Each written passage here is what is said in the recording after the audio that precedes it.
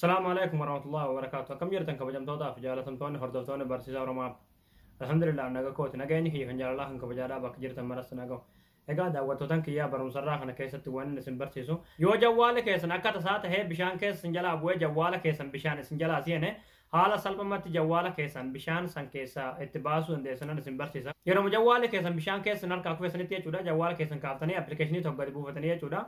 Appilikeeshinii sanarratti dootanii bishaan spikara san keessa jiru akkasuma erfoonii san keessa galee akkasuma immoo bakka chaarjii san keessa galee jechuudha. Salphumatti haala keessa baasuu dandeessan yookiin immoo haala keessa gogsuu itti dandeessan isin garsiisa jechuudha isin galee.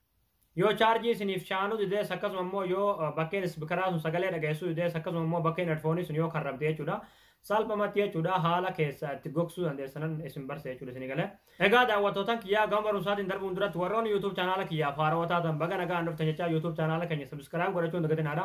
Akkasuma yeroo subscribe gootan mallattoo notification san kilik turaan all ka jettu irratti tuqachuun dagatinaa barumsuun asirratti dabarsuun yeroodhaan nama dura akka isin qaqqabu jechuudha. Akkasuma barumsaan garaadhaa isin darbe YouTube chaanaala keenya jala seenuudhaaf viidiyoolee garaagaraadhaa waan isin dhibee irraa barachuu dandeessanii barumsa keenya yoo isinitti tole viidiyoo keenya laayik gootanii nu jajjabeessuun dagatinadha.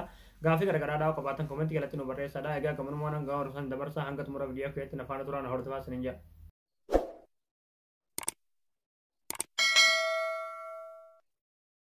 Hayyee daawwattootaan kiyyaa jawwaala keessan yoo bishaan isin jalaa seene jechuudha pilaastorii jawwaala keessanii keessa galtaniiti bakka seerchii kanarratti jechuudha HZ sound remove water jettanii barreessa jechuudha isin galee achi booda haala kanaan appilikeeshinii baay'ee isiniif fida jechuudha.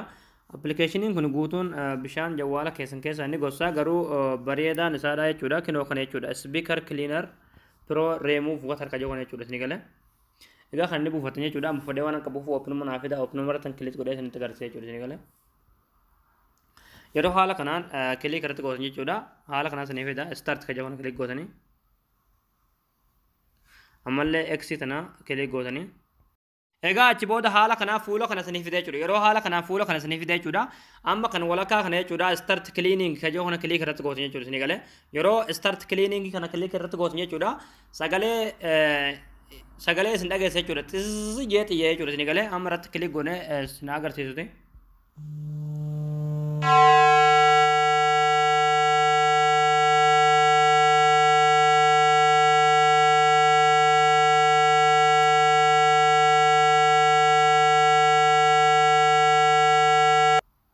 Egaa kun haaluma amma dhagaa turtanii jechuudha haala kanaan iyya jechuudha isin galee achi booda haala kanaan jawwaala keessan bishaan isa keessa jiru san jechuudha keessa isin gogsa jechuudha isin galee. Akkasuma bakka mikrofoonaa ofeetan ammallee bakka erfooniidhaa ofeetan bakka hundumaa jira jechuudha bakka hundumaa qulqulleessuu dandeessan jechuudha hatta keessa sallee keessa qulqulleessuu dandeessan jechuudha isin galee. Asirratti kunoo akkuma agartan jechuudha hundinuu tarraa jira jechuudha. Haala kanaan jechuudha yeroo start cleaning kana dhootan jechuudha hanga dhibbaa hanga ni lakkaa'u akkasumatti itti dhiibsan jechuudha ofumaa iyyuu jechuudha isin galee. Haala kanaan jawwaala keessan bakka shaanaa saadaa bakka spikara saadaa akkasuma immoo bakka sammaa isaadhaa jechuudha haala kanaan isin qulqulleessuu danda'a jechuudha. Appilikeeshinii kana buufattanii bishaan yoo akka isaasin jalaa seene haala kanaan qulqulleeffachuu dandeessanii isiniifillee qulqulleessaa jechuudha waan kun salphumatti jechuudha isin galee.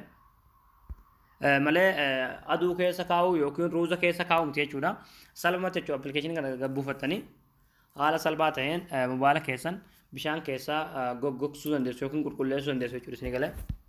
Egaa daawwattootaan kiyyaa akka isin galee abdiin qabaa barumsa kanarraa asirratti raawwataa barumsa birootiin haga walitti deebinutti barumsa keenya yoo jaalatan viidiyoo keenya laayik gootanii nu jajjabeessuun dagatinadha. Chaanaala keenya haarawaa yoo taatan subscribe gootanii nu hordofuun dagatinadha.